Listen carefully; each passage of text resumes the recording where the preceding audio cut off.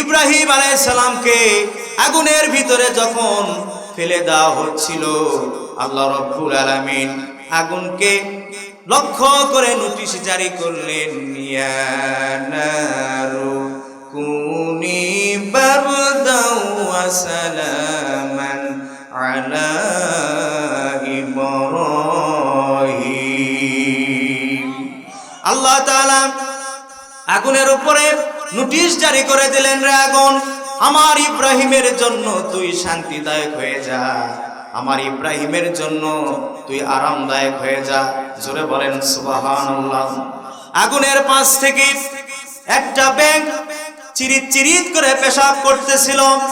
আল্লাহ রাব্বুল আলামিন ব্যাঙকে লক্ষ্য করে বলতেছে, রে ব্যাঙ, তুই কেন পেশাব করিস আগুনকে লক্ষ্য করে? ব্যাঙ বলতেছে, রব্বুল আলামিন, আপনার পয়গম্বর হযরত ইব্রাহিম আলাইহিস সালামকে আগুনে নিক্ষেপ করা হয়েছে, আমি এই জন্য পেশাব করে দিচ্ছি যাতে করে আগুন নিভিয়ে যায়। আল্লাহ রাব্বুল আলামিন বলতেছে, রে ব্যাঙ, তোর কয়েক ফোঁটা পেশাবের মাধ্যমে কি আগুন নেভানো সম্ভব? ব্যাঙ বলতেছে, রব্বুল আলামিন, আমার কয়েক ফোঁটায় পেশাবে আগুন নিভবে কিনা আমি তা জানি না, তবে আমি ইব্রাহিমের পক্ষে আছি। আল্লাহ রাব্বুল আলামিন ব্যাঙকে বললেন, রে ব্যাঙ, তুই আমার খলিলের পক্ষে থাকার কারণে আমি তোকে একটা পুরস্কার দিলাম, সেটা হলো তোর পেশাব আমি পবিত্র করে দিলাম, এবং তোর বংশে যত ব্যাঙ চলে আসবে, কিয়ামত পর্যন্ত যত ব্যাঙ থাকবে, সমস্ত ব্যাঙের পেশাব আমি রব্বুল আলামিন পবিত্র করে দিলাম। আমার বন্ধুগণ, এই ঘটনা বললাম এই জন্য, শুধুমাত্র ইব্রাহিম আলাইহিস সালামের পক্ষে থাকার কারণে ব্যাঙকে আল্লাহ রাব্বুল আলামিন পুরস্কার দান করলেন। জোরে বলেন আল্লাহু আকবার। আমি আপনি যদি কোরআনের পক্ষ থাকি, তাহলে আল্লাহ পাক কি আমাদেরকে পুরস্কার দিবেন না? কথা বলেন, দিবেন কি দিবেন না? এজন্য কোরআনের পক্ষে থাকতে হবে, আলিম ওলামাদের পক্ষে থাকতে হবে। কোরআনের পক্ষে থাকতে রাজি আছেন কারা কারা? দুহাত তুলে রব্বুল আলামিনকে দেখায়া দিন। ইব্রাহিম আলাইহিস সালাম আগুনের ভিতরে তাকে ফেলে দেওয়া হয়েছে, তিনি আগুনের ভিতরে চুপ করে বসে আছেন। রাজপ্রাসাদের ছাদের উপরে বসে, নমরুদ সিংহাসনে বসে আছে, ইব্রাহিমের পুরা দৃশ্য দেখে আনন্দ উপভোগ করবে, কিন্তু তাকায়া দেখে ইব্রাহিম তো জ্বলে না। সুবহানাল্লাহ বলবেন না? রাগান্বিত হইয়া গেল, আগুন তো ইব্রাহিমকে পুরাইতে পারে না। আপনারা বলেন, আগুনের স্রষ্টা কে? আগুন নিয়ন্ত্রণ করে কে? আল্লাহ রাব্বুল আলামিন আগুনের উপরে নোটিশ জারি করে দিলেন, ইয়া নারু কুনি বারদাও ওয়া সালামান আলা ইব্রাহিম। এই নোটিশ যখন জারি করে দিলেন, আপনারা বলেন, আগুনের কি ক্ষমতা আছে ইব্রাহিমকে পোড়ানো? এই জন্য কবি সুন্দর করে বলেছেন, আজ ভি হোক जो इब्राहिम का इमा पैदा कर सकती है एक अंदाज़े गुलिस्ता पैदा। আজ যদি ইব্রাহিমের সন্তানদেরকে আগুনে নিক্ষেপ করা হয়, আর ইব্রাহিমের ঈমান যদি তাদের অন্তরে থাকে, রব্বুল আলামিন আগুনটাকে ফুলের বাগান বানায় দিতে পারেন কিনা বলেন। একটা ঘটনা বলি, সম্মানিত হাজিরিন, ইবনে কাসির রাহমাতুল্লাহ আলাইহি তার তারিখে একটা সুন্দর ঘটনা উল্লেখ করেছেন। এই আয়াতের উপর কেন্দ্র করে হযরতে ইবনে কাসির রাহমাতুল্লাহ আলাইহি সুন্দর একটা ঘটনা উল্লেখ করেছেন। সেটা হলো আবু মুসলিম আল খাওলামি রাহমাতুল্লাহ আলাইহি, তিনি তার বাড়ি ছিল মিশরে, মিশর থেকে তিনি চলে গেলেন মদিনায়। মদিনায় যাওয়ার পরে হযরতে আবু বকর রাদিয়াল্লাহু তাআলা আনহুর হাতে হাত রেখে কালিমা পড়ে মুসলমান হয়ে গেলেন। লা ইলাহা ইল্লাল্লাহু মুহাম্মাদুর রাসূলুল্লাহ সাল্লাল্লাহু আলাইহি ওয়াসাল্লাম। আবু মুসলিম আল খাওলামি রাহমাতুল্লাহ আলাইহি হযরত আবু বকর রাদিয়াল্লাহু তাআলার হাতে যখন কালিমা গ্রহণ করলেন, হযরত আবু বকর সিদ্দিক রাদিয়াল্লাহু তাআলা আনহু 2 বছর তিনি রাষ্ট্র পরিচালনা করলেন। বলেন আল্লাহু আকবার। এরপরে তিনি ইন্তিকাল করলেন।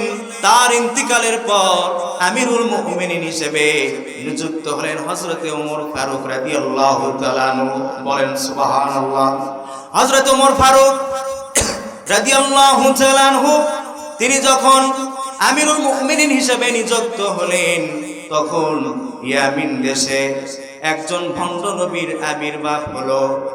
হযরত ওমর রাদিয়াল্লাহু তাআলা আনহু আবু মুসলিম আল খাওলামি রাহমাতুল্লাহ আলাইহি ডাক দিয়ে বললেন, হে আবু মুসলিম আল খাওলামি, তুমি চলে যাও ইয়ামিন শহরে, সেখানে গিয়া ভণ্ড নবীর বিরুদ্ধে জিহাদ করো।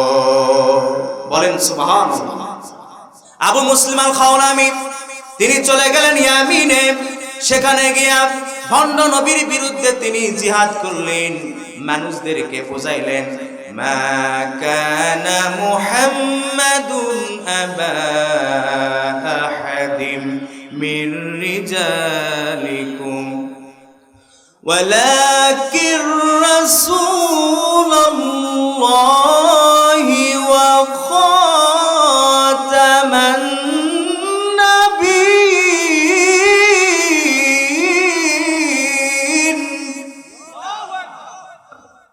আবু মুসলিম আল খাওলামি তিনি মানুষদেরকে বুঝাইলেন যে মুহাম্মদ সাল্লাল্লাহু আলাইহি ওয়াসাল্লাম তিনি হলেন সর্বশেষ নবী, তারপরে আর কোন নবী এবং রাসূল আসবে না। কথা বলেন ঠিক কিনা? এই দাওয়াত যখন আবু মুসলিম আল খাওলামি মানুষের কাছে পৌঁছাতে লাগলেন, ভণ্ড নবী তার দরবারে পৌঁছে গেল। মদিনা থেকে একজন লোক এসেছে, নাম তার আবু মুসলিম আল খাওলামি। মানুষদেরকে দ্বীনের দাওয়াত দিচ্ছে, মুহাম্মদ সাল্লাল্লাহু আলাইহি ওয়াসাল্লাম তিনি সর্বশেষ নবী। মানুষদের কাছে এই দাওয়াত পৌঁছায় দিচ্ছে, তাবলীগ তিনি করতেছেন। তখন ভণ্ড নবী তার ইশারায় আবু মুসলিমকে গ্রেফতার করে নিয়ে আসা হলো। আর ভণ্ড নবী সে বলল, হে আবু মুসলিম আল খাওলামি, তোমাকে শাস্তি দেওয়া হবে, এখনো সময় আছে। মুহাম্মদ সাল্লাল্লাহু আলাইহি সাল্লাম শেষ নবী নয়, এই কথা তুমি স্বীকার করো। আমি যে শেষ নবী তা তুমি ঘোষণা দাও। আবু মুসলিম আল খাওলামি বলেন, আমার জীবন চলে যাবে, তারপরেও তোকে নবী বলে মানব না।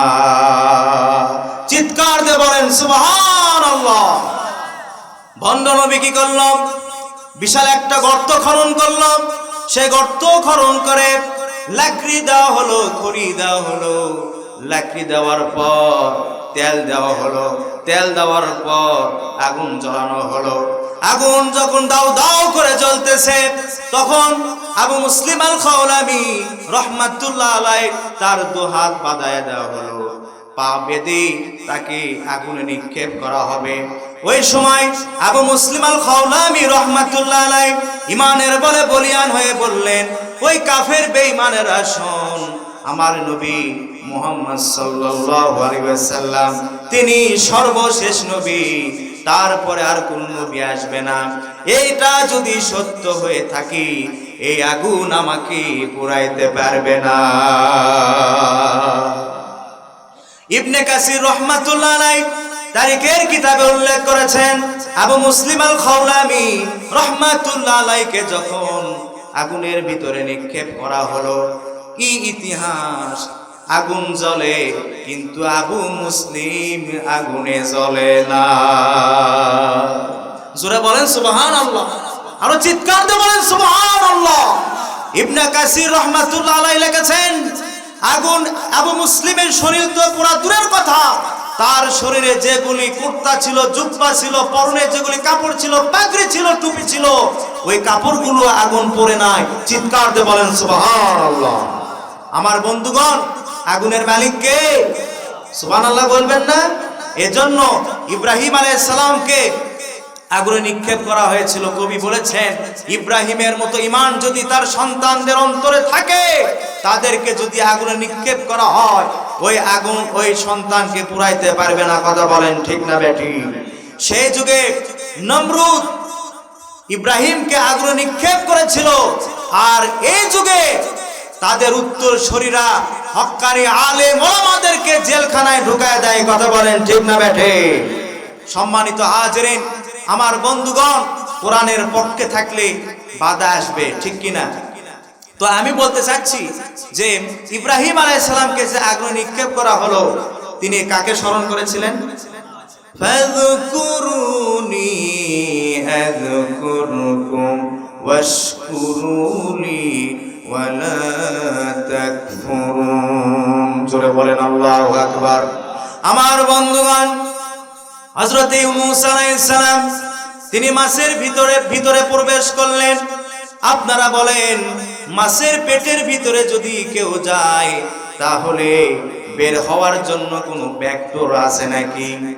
মাছের দরজা জানালা আছে কিছু? কথা বলতে হবে, আছে কিছু? কিচ্ছু নাই। ইউনূস আলাইহিস সালাম তিনি মাছের পেটের ভিতরে চুপ করে বসে আছেন। আল্লাহ রাব্বুল আলামিন মাছকে লক্ষ্য করে বললেন, রে মাছ, তোর পেটের ভিতরে যে ব্যক্তি এখন অবস্থান করতেছে তিনি সাধারণ কোনো মানুষ নয়, তিনি আমার পয়গম্বর হযরত ইউনূস আলাইহিস সালাম। খবরদার তাকে হজম করতে পারবি না, তাকে তুই হজম করতে পারবি না। আমার বন্ধুগণ, মাছটা অতল সমুদ্রের অতল তলদেশে যখন চলে গেল, হযরত ইউনূস আলাইহিস সালাম তিনি মাছের পেটের ভিতরে চুপ করে বসে আছেন। আমার বন্ধুগণ, হযরত ইউনূস আলাইহিস সালাম তিনি শুনতে পেলেন সমুদ্রের অতল তলদেশে শৈবালের সঙ্গে লেগে থাকা ছোট্ট ছোট্ট প্রাণীরা তারা আমার আল্লাহর নামের জিকির করতেছে। বলেন সুবহানাল্লাহ। ইউনূস আলাইহিস সালাম তিনি শুনতে পেলেন আল্লাহু আল্লাহু আল্লাহু আল্লাহু। ইউনূস আলাইহিস সালাম যখন সমুদ্রের শৈবালের সঙ্গে লেগে থাকা ছোট্ট ছোট্ট প্রাণীর মুখে আল্লাহ আল্লাহ নামের জিকির শুনতে পেলেন, ইউনূস আলাইহিস সালাম আর এক সেকেন্ড তিনি দেরি করলেন না। মাছের পেটের ভিতরে তিনি দাঁড়িয়ে গেলেন, নামাজে তিনি দাঁড়ায় গেলেন, রুকু করলেন, সিজদা করলেন। সিজদায় গিয়া ইউনূস আলাইহিস সালাম বলতেছেন, রব্বুল আলামিন, আমি আপনাকে এমন একটি জায়গায় সিজদা দিয়েছি, এই পৃথিবীতে কোনো বান্দা বান্দি এমন জায়গায় আপনাকে সিজদা দেয় নাই। ইউনূস আলাইহিস সালামের আগে অথবা কিয়ামতের ইউনূস আলাইহিস সালামের পরে যত মানুষ আসবে, কেউ কি আর মাছের পেটের ভিতরে যাবে? নামাজ আদায় করার মতো ক্ষমতা থাকবে? ইউনূস আলাইহিস সালাম বললেন, রব, আমি আপনাকে এমন একটি জায়গায় সিজদা দিয়েছি যে জায়গায় আপনাকে আপনার কোনো বান্দা কোনো বান্দি সিজদা দেয় নাই। চিৎকার দিয়ে বলেন সুবহানাল্লাহ। ইউনূস আলাইহিস সালাম এই কথা বললেন আর চিৎকার দিয়ে ঘোষণা করলেন, লা ইলাহা ইল্লা আনতা সুবহানাকা ইন্নী কুনতু মিনাজ জালিমিন। এই দোয়া কি আপনারা জানেন? এই দোয়াকে কি দোয়া বলা হয়? কি দোয়া বলা হয়? দোয়ে ইউনূস। সবার মুখস্থ আছে তো? এটা আমরা কখন পড়ি? বিপদের সময়। সুন্দর, বিপদের সময় আমরা পড়ি দোয়ে ইউনূস। আর আমাদের বাংলাদেশ যখন সমস্যার সম্মুখীন হয় তখন প্রয়োজন হচ্ছে ডক্টর ইউনূসকে। কথা বলেন ঠিক না বেটা?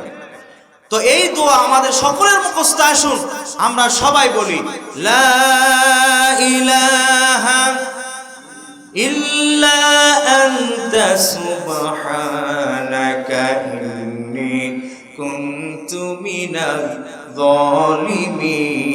জালিমিন। জোরে বলেন আল্লাহু আকবার। হযরত ইউনূস আলাইহিস সালাম তিনি চিৎকার দিয়ে ঘোষণা করলেন, রব্বুল আলামিন, আপনি ছাড়া কোনো মাবুদ নাই, কোনো ইলাহ নাই। আমি আপনার পবিত্রতা ঘোষণা করতেছি। আর আমি তো অন্ধকারে নিমজ্জিত হয়ে গিয়েছি। বাস এতটুকুন কথা হযরত ইউনূস আলাইহিস সালাম মাছের পেটের ভিতর থেকে চিৎকার দিয়ে ঘোষণা করলেন। আল্লাহ পাক বলেন, আমার ইউনুস মাছের পেট থেকে যে চিৎকার দিলেন, ওই চিৎকার, ওই আওয়াজ দুনিয়ার কোনো বন্ধু বান্ধব, দুনিয়ার কোনো রাজা বাদশাহ শুনে নাই, কিন্তু আমি আরশের মালিক রব্বুল আলামিন শুনতে পেয়েছি। শুধু শুনি নাই, সঙ্গে সঙ্গে জবাব দিয়ে দিয়েছি। ফাস্তাজাবনা লাহু ওয়া নাজ্জাইনাহু মিনাল গাম্মি ওয়া কাযালিকা নুনজিল মুমিনিন। ডাকের সাড়া দিয়া আল্লাহ পাক বলেন, আমি মাছের পেটের ভিতরে ব্যথা শুরু করে দিলাম। মাছ আর সমুদ্রের অতল তলদেশে থাকতে পারলো না। মাছের এমন অবস্থা আমি পয়দা করে দিলাম, মাছ চলে আসলো সমুদ্রের কিনারায়। ইউনুস আলাইহিস সালামকে বমি করে ফেলে দিলেন, মাছও বেঁচে গেল। ইউনুস আলাইহিস সালাম তিনিও মুক্তি পেয়ে গেলেন। জোরে বলেন আল্লাহু আকবার। আল্লাহ তাআলা এই জায়গায় ওয়াদা করেছেন, শুধু ইউনুসকে নয়, ওয়া কাযালিকা নুনজিল মুমিনিন।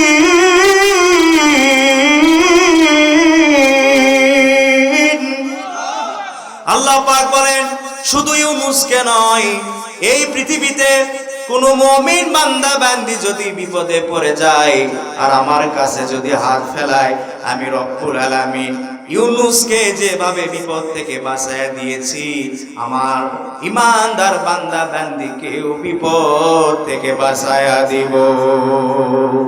জোরে বলেন আল্লাহু আকবার। ইউনুস আলাইহিস সালাম স্মরণ করেছিলেন কাকে? কুরুনি আযকুরকুম ওয়াশকুরুলি ওয়ালা তাকফুরুন। চিৎকার দিয়ে বলেন আল্লাহু আকবার। জোরে বলেন না আল্লাহু আকবার। তাহলে কোরআনের ভিতরে সব সমস্যার সমাধানের কথা আছে না নাই বলেন? আমার বন্ধুগণ, হযরত ওমর রাদিয়াল্লাহু তাআলা আনহু এই কোরআনের দাওয়াত নিয়ে চলে গেলেন জেরুজালেমে। জেরুজালেমে গিয়া মানুষদেরকে কোরআনের দাওয়াত দিতে লাগলেন। তার মুখে কোরআন তেলাওয়াত শুনে, কোরআনের আলোচনা শুনে হাজার হাজার খ্রিস্টানেরা কালিমা পড়ে মুসলমান হয়ে গেল। বলেন সুবহানাল্লাহ। একজন পাদ্রী আর এক পাদ্রীর কাছে দৌড়ে গেল, দৌড়ে গিয়া বলতেছে, পাদ্রী, মদিনা থেকে ওমরের নামক একজন ব্যক্তি এসেছে, সব মানুষদেরকে মুসলমান বানাচ্ছে, জলদি করে চলুন। পাদ্রী বলতেছে, তাই নাকি? চলো তো দেখি। সেই ব্যক্তিটাকে, যার কথা শোনা মাত্রই খ্রিস্টানেরা ধর্ম পরিবর্তন করে মুসলমান হয়ে যাচ্ছে, সেই ব্যক্তিকে আমি একটু দেখতে চাই। পাদ্রী চলে আসলো। চলে এসে হযরতে ওমর রাদিয়াল্লাহু তাআলা আনহুর সঙ্গে সাক্ষাৎ করলেন। জোরে বলেন আল্লাহু আকবার। পাদ্রী বলতেছে, ওমর, আমিও কালিমা পড়ে মুসলমান হতে চাই। সুবহানাল্লাহ বলেন। আমিও কালিমা পড়ে মুসলমান হতে চাই। ওমর রাদিয়াল্লাহু তাআলা আনহু বললেন, পাদ্রী সাহেব, তাহলে আপনি ঘোষণা করুন, লা ইলাহা ইল্লাল্লাহু মুহাম্মাদুর রাসূলুল্লাহ সাল্লাল্লাহু আলাইহি ওয়াসাল্লাম। পাদ্রী বলতেছে, ওমর, অত সহজে আমি কালিমা পড়ব না। আমার চারটা প্রশ্ন আছে, এই চারটি প্রশ্নের যদি তুমি সঠিক অ্যানসার দিতে পারো, তবে আমি কালিমা পড়ে মুসলমান হয়ে যাব। জোরে বলেন, কয়টা প্রশ্ন? চারটি প্রশ্ন। দেখেন, সব মানুষ কোরআন শুনে কোনো প্রশ্ন করে নাই, সরাসরি কালিমা পড়ে মুসলমান হয়ে গেছে। মারহাবা বলেন। কিন্তু পাদ্রী একটু বেকা টাইপের। কি টাইপের? আমাদের সমাজে আছে না, আপনাদের না, আমাদের গ্রামে আছে, অনেক মানুষ আছে, কথা সোজাসুজি বোঝে না, বেকার দিকে বোঝে। এরকম লোক আছে না নাই বলেন? দেখেন, একজন পীর, পীর চেনেন তো? পীর আর মুরিদ শব্দ পরিচিত আছে না? তো একজন পীর তার মুরিদ এসে বলতেছে যে, পীর সাহেব, আমাকে কিছু আমল শেখায় দেন, আমি জিন হাজির করবে চাই। কি হাজির করবে? কথা বলতে হবে। কি হাজির করবে? জিন হাজির করবে চাই। তো কিছু আমল শিখাইয়া দিল। এখন এই মুরিদ বাড়িতে গিয়ে আমলগুলি করতেছে, করার পরে জিন এসে হাজির হয়ে গেছে। জিন হাজির হয়ে বলতেছে, মালিক আমাকে কাজ দেন, কি করতে হবে? মুরিদ বলতেছে, কি করতে হবে মানে? এই যে টিনের বাড়ি, আমাকে বিল্ডিং বাড়ি বানায় দাও। ব্যাপার, বানায় দিলাম, এখন কি করতে হবে? আমার প্রচন্ড ক্ষুধা লেগেছে, আমার খাদ্যের অভাব আছে, খাদ্যের ব্যবস্থা করে দাও। হোটেল খাদ্যের ব্যবস্থা করে দিল। এখন জিন বলতেছে, এখন কি করতে হবে? বলতেছে, আমার টাকার অভাব, টাকার ব্যবস্থা করে দাও। টাকার ব্যবস্থা করে দিল। এখন জিন বলতেছে, এখন কি করতে হবে? তখন এই মুরিদ চিন্তা করলো, বাড়ি ভাঙ্গা ছিল, বিল্ডিং বাড়ি হলো, খাবারের ব্যবস্থা হয়ে গেছে, অর্থেরও ব্যবস্থা হয়ে গেছে, আর তো কোনো কাজ নেই। তো জিন বলতেছে, আমি বেকার থাকতে চাই না, আমাকে কাজ দিতে হবে। কি দিতে হবে? যদি কাজ না থাকে তাহলে আপনার ঘাটটা মটকায় ভেঙে দিবে, আমাকে কাজ দাও। তো মুরিদ দৌড়তেছে পীরের বাড়ির দিকে। পীরের বাড়ির কাছে গিয়ে বলতেছে, পীর সাহেব কই আপনি? সালামের কথা ভুলে গিয়েছে।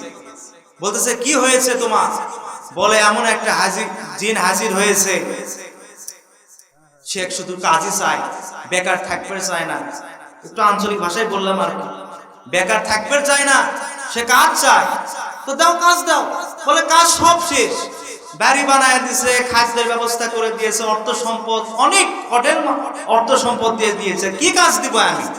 বলে, তোমার কাজ না থাকতে পারে, আমার কাজ আছে। পিছে পিছে চলে এসেছে জিন, এসে বলতেছে, পীর সাহেব আপনার মুরিদকে বলেন কাজ দিতে, যদি না দেয় আপনার মুরিদের ঘাড় মটকায় ভেঙে দিবে। পীর সাহেব বলতেছে, আমার মুরিদের কাজ নাই, কিন্তু আমার কাজ আছে। বলে, কি? ওই যে কুকুর দেখা যাচ্ছে, আমার বাড়ির কুকুর, ওই কুকুরের লেজটা সোজা কর, যা। কি সোজা করবে? জিন এখন গেল, কুকুরের লেজ সোজা করে, আবার ছেড়ে দেয়, আবার কি হয়? বাঁকা হয়ে যায়, আবার সোজা করে, আবার বাঁকা হয়ে যায়। ঠিক তেমনি মানুষের মধ্যে কিছু মানুষ আছে, হাজার অ্যাঙ্গেলও আপনি তাদেরকে কোরআন হাদিস ইসলামের কথা বলেন, ওরা বুঝতে চায় না। কথা বলেন ঠিক না বেঠিক? তো পাদ্রীও বলতেছে, উমর আমি সহজে কালিমা পড়ে মুসলমান হব না। কয়টা প্রশ্নের উত্তর দিতে হবে? জোরে বলেন, কয়টি? 4টি। 1 নম্বর প্রশ্ন, হে উমর আপনাকে বলতে হবে, এই পৃথিবীতে এমন একটা জায়গা, যে জায়গায় একবার মাত্র সূর্যের আলো পড়েছিল, আর কিয়ামত পর্যন্ত ওই জায়গায় সূর্যের আলো পড়বে না, এর জবাব আপনাকে দিতে হবে। 2 নম্বরে, এমন একটা কবর, কবরও জীবিত, লাশও জীবিত, কবরের নাম কি, লাশের নাম কি, এই প্রশ্নের জবাব আমাকে দিতে হবে। 3 নম্বরের প্রশ্ন, হে আমিরুল মুমিনিন ওমর রাদিয়াল্লাহু তাআলা আনহু, 3 নম্বরের প্রশ্ন, 2 ভাই একই সঙ্গে জন্মগ্রহণ করেছিল, আবার একই সঙ্গে তাদেরকে হত্যা করা হয়েছিল, তবে প্রশ্ন হলো, এক ভাই আর এক ভাইয়ের চাইতে 100 বছরের বড়। জোরে বলেন, কয়শো বছরের বড়? 100 বছরের বড়। এখন এই 2 ভাইয়ের নাম কি? এই প্রশ্নের অ্যান্সার দিতে হবে। 4 নম্বরের প্রশ্ন, এমন একটি কারাগার, যেই কারাগারে কয়েদি নিঃশ্বাস নিতে পারে না, কিন্তু কয়েদি জীবিত থাকে, বলতে হবে সেই কারাগারের নাম কি? কয়টা প্রশ্ন? 4টা প্রশ্ন। আমিরুল মুমিনিন হযরত ওমর রাদিয়াল্লাহু তাআলা আনহু তিনি চুপ করে থাকলেন, কিন্তু 4টা প্রশ্নের অ্যান্সার তিনি দিতে পারলেন না। তিনি জেরুজালেম থেকে মদিনায় চলে আসলেন। মদিনায় আসার পরে হযরত আলী খবর পেয়ে গেলেন যে আমিরুল মুমিনিন হযরত ওমর রাদিয়াল্লাহু তাআলা আনহু তিনি জেরুজালেম সফর করে মদিনায় ফিরে এসেছেন। তার সাথে সাক্ষাৎ করার জন্য গেলেন। কিন্তু হযরত ওমর রাদিয়াল্লাহু তাআলার মনটা বড়ই মলিমালিন্য, মনটা খারাপ করে বসে আছেন। হযরত আলী রাদিয়াল্লাহু তাআলা বলতেছেন, হে আমিরুল মুমিনিন হযরত ওমর রাদিয়াল্লাহু তাআলা, আপনার মনটা খারাপ কেন? কি হয়েছে আপনার? আপনার শরীরের কোনো সমস্যা হয়েছে নাকি? হযরত ওমর রাদিয়াল্লাহু তাআলা তিনি বলতেছেন, আমার শরীরের কোনো সমস্যা হয় নাই। জেরুজালেমের একজন পাদ্রী আমাকে 4টা প্রশ্ন করেছিল, 4টা প্রশ্নের অ্যানসার আমি দিতে পারি নাই, এই জন্য আমার মনটা বড়ই খারাপ। আমার বন্ধুগণ, হযরত আলী রাদিয়াল্লাহু তাআলা আনহু তিনি বলতেছেন, হে ওমর রাদিয়াল্লাহু তাআলা আনহু, কি 4টা প্রশ্ন আমাকে বলা যাবে নাকি? হযরত ওমর রাদিয়াল্লাহু তাআলা আনহু 4টা প্রশ্ন বললেন। 4টা প্রশ্ন বলার পরে আলী রাদিয়াল্লাহু তাআলা আনহু 4টা প্রশ্নের অ্যানসার, সঠিক অ্যানসার দিতে লাগলেন। চিৎকার দিয়ে বলেন আল্লাহু আকবার। সুন্দর করে হযরত আলী রাদিয়াল্লাহু তাআলা আনহু 4টা প্রশ্নের জবাব দিয়ে দিলেন। এই জন্য ওমর রাদিয়াল্লাহু তাআলা নূর শাসন আমলে শিক্ষা মন্ত্রীর দায়িত্ব পালন করেছিলেন হযরত আলী। চিৎকার দিয়ে বলেন সুবহানাল্লাহ। হযরত আলী রাদিয়াল্লাহু তাআলা তিনি ছিলেন শিক্ষা মন্ত্রী। জোরে বলেন কি মন্ত্রী? শিক্ষা মন্ত্রী ছিলেন হযরত ওমর রাদিয়াল্লাহু তাআলা নূর শাসন আমলে। চিৎকার দিয়ে বলেন সুবহানাল্লাহ। আমাদের মধ্যে অনেকে আছেন বেরি সিগারেট এগুলি খায়, এরকম লোক সমাজে আছে না নাই বলেন? আহারে, বেরি সিগারেট এমন এক কি জিনিস আপনারা খান, মন খারাপ করবেন না। এমন একটা জিনিস আপনারা খান, আপনি বিস্কুট খেয়ে ফেলে দিবেন, কুকুরে এসে মুখ দিবে, ঠিক কিনা বলেন? আপনি মসজিদ থেকে যাওয়ার পথে জিলাপি খেয়ে যদি ফেলে দেন, কুকুরে খাবে, মুখ দিবে, কথা বলেন ঠিক না ঠিক?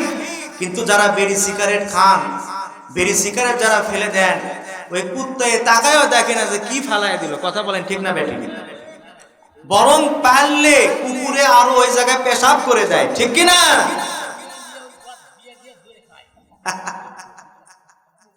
মন খারাপ করতেছেন? দেখেন তো, আমার সামনে একদিন একজন মুরব্বী মানুষ বেরিয়ে এরকম দিয়ে মানে কাটি মারতেছে। কি মারতেছে? বা কাটি মারতেছে, আগুন ধরাচ্ছে। তা আমি বললাম, মুরব্বী বিসমিল্লাহ বলে ধরান। রাগ করে মুখ থেকে সিগারেট ফেল দিয়ে বলতেছে, হুজুর আপনি আলেম না জালেম? তাই আমি বললাম, কেন আপনি রাগ হয়েছেন কেন? বলে, বেরি কি বিসমিল্লাহ বলে খাওয়া যায়? আপনি জানেন না বেরি খাওয়ার সময় বিসমিল্লাহ বলা হারাম? এই ফতুয়া কি আপনি জানেন না হুজুর? তাই আমি বললাম যে ঠিক আছে চাচা, ফতুয়া জানলাম, বুঝলাম, ঠিক আছে। তা আপনি বলতেছেন যে বিসমিল্লাহ বলে খাওয়া যায় না, তো মুসলমানের হইয়া যে জিনিস বিসমিল্লাহ বলে খাওয়া যায় না, সেই জিনিস খাওয়া কি? আর কথা বলে না। আপনারা বলেন তো কি? হারাম। তো সেই জিনিস আপনি কেন খাচ্ছেন? তখন এ ভাই চুপ করে পাবেন, আর কোনো কথা বলতেছে। আমার বন্ধুগণ, আজকের মাহফিল থেকে আপনাদেরকে আহ্বান করি, যারা বেরি সিগারেট খান আজকে থেকে বাদ দিয়া দিন। যারা বেরি সিগারেট খাচ্ছেন জাহান্নামের আগুন ভক্ষণ করতেছেন দুনিয়াতে, কথা বলেন ঠিক কিনা? আজ এই জন্য আজকে থেকে নিয়ত করেন আর ইচ্ছা পোষণ করেন, ইচ্ছা যে আজ থেকে আর বেরি সিগারেট খাবো। আল্লাহ পাক কবুল করুন, আমরা বলি আমিন। জোরে বলেন আমিন। চলেন, মনে আছে কয়টা প্রশ্ন বলবো? 4টা প্রশ্ন।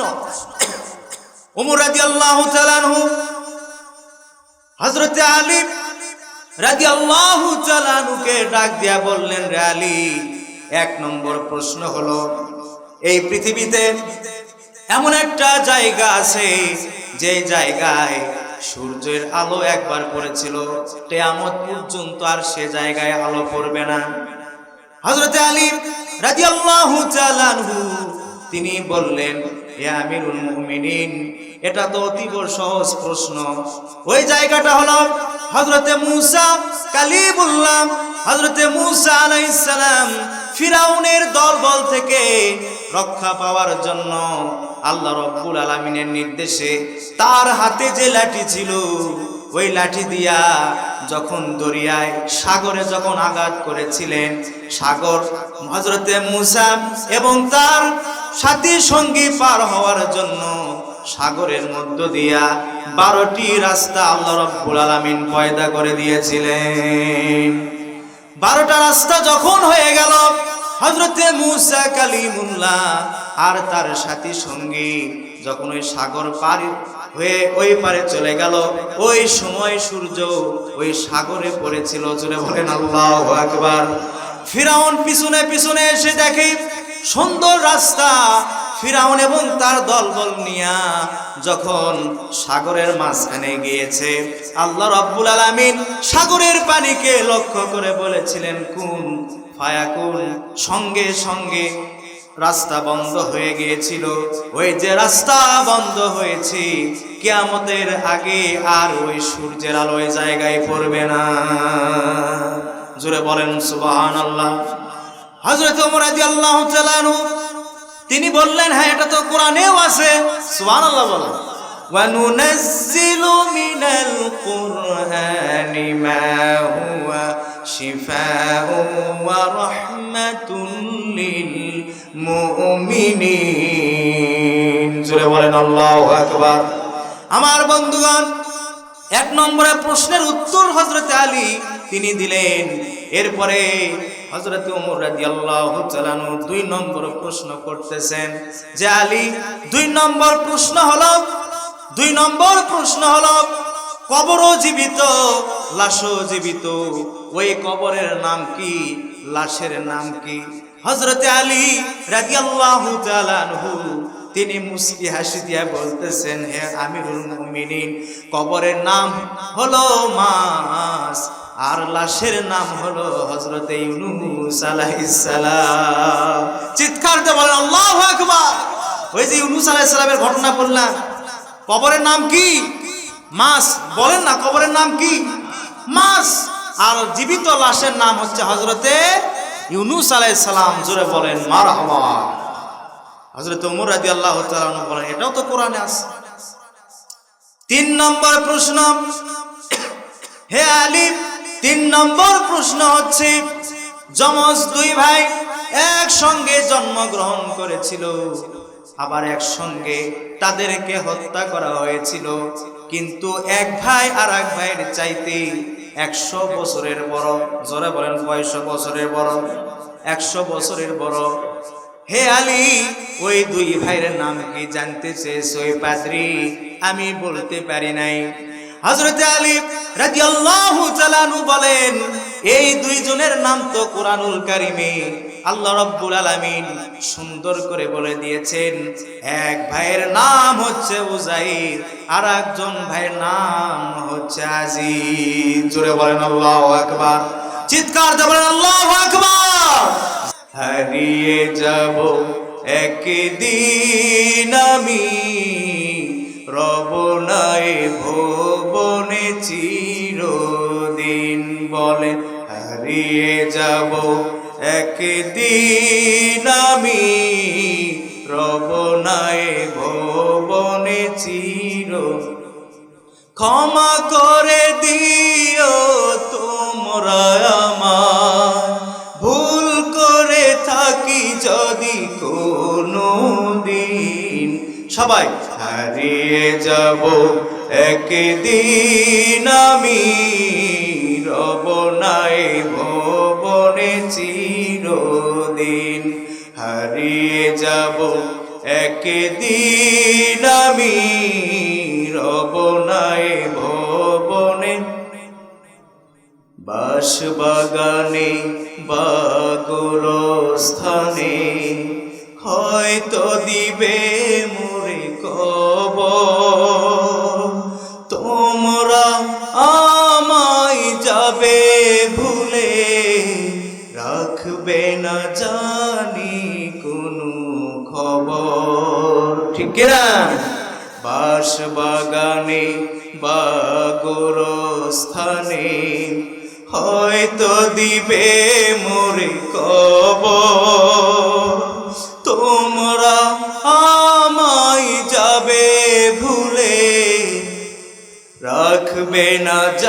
জানি কোনো খবর, পড়বে কি মনে আমার কথা, ফেলবে কি অশ্রু কোনো দিন, হারিয়ে যাব একদিন আমি, রব নাই ভুবনে চিরদিন, হারিয়ে যাব একদিন আমি, রব নাই ভুবনে। ক্ষমা করে দিও তোমরা আমায়, ক্ষমা করে দিও তোমরা আমায়, ভুল করে থাকি যদি কোনো দিন, হারিয়ে যাব একদিন আমি, রব নাই ভুবনে। আমার বন্ধুগণ, আমরা বেঁচে আছি, এটা একটা আশ্চর্যের বিষয়, কথা বলেন ঠিক কিনা? মারা যাব এটাই স্বাভাবিক, কিভাবে আমরা বেঁচে আছি একটুখানি চিন্তা করেন। এই মাহফিলে অনেকে আছেন, অনেকের বাবা নাই, অনেকের মা নাই, কবরে চলে গেছি। ওই কবরে একদিন আমাদেরকেও যেতে হবে। আমরা যখন মারা যাব, ছোট্ট বাচ্চা এসে কান্নাকাটি করবে আর বলবে, বাবাকে দেখে আমার ভয় লাগতেছে, বাবার কাছে যাইতে ভয় লাগে। স্ত্রীও কাছে যাবে না, আত্মীয় স্বজন সকলে বলবে যে লাশটাকে তাড়াতাড়ি বিদায় করে দাও, কথা বলেন ঠিক কিনা? কবরে নিয়ে যাওয়া হবে। আমার বন্ধুগণ, এখন একটা আমলের কথা আপনাদেরকে বলি। কবরের আযাব থেকে যদি আপনারা মুক্তি পেতে চান, আমরা কি কবর আযাব থেকে রেহাই পেতে চাই কি চাই না? সকলে চাই তো ইনশাআল্লাহ বলেন। কবরের আযাব থেকে যদি আমরা মুক্তি পেতে চাই, তাহলে প্রত্যেক দিন এশার নামাজের পরে সূরা মুলক তেলাওয়াত করবেন।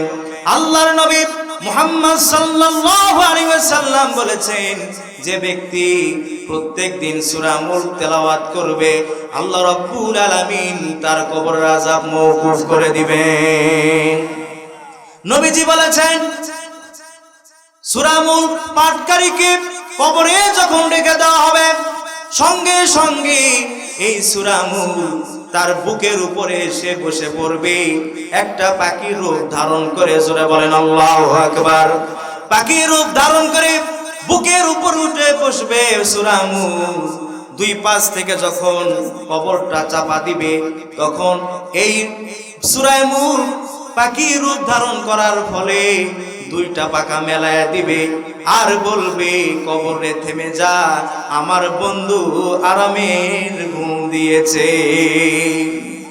যখন ফেরেশতারা তিনটা প্রশ্ন করার জন্য আসবে, মান রাব্বুকা ওমা দীনুকা ওমা কুনতা তাকুলু ফি হাযার রাজুল, তিনটা প্রশ্ন যখন তাকে করার জন্য ফেরেশতারা আসবে, তখন এই পাখি তাদেরকে ডাক দিয়া বলবে, ও আল্লাহর ফেরেশতারা, যতগুলি প্রশ্ন করার আমাকে করো, আমার এই বন্ধুর পক্ষ থেকে আমি সঠিক অ্যান্সার দিয়া দেব। আমার বন্ধু আরামে ঘুমায় আছে, তার ঘুমে ব্যাঘাত ঘটায় না।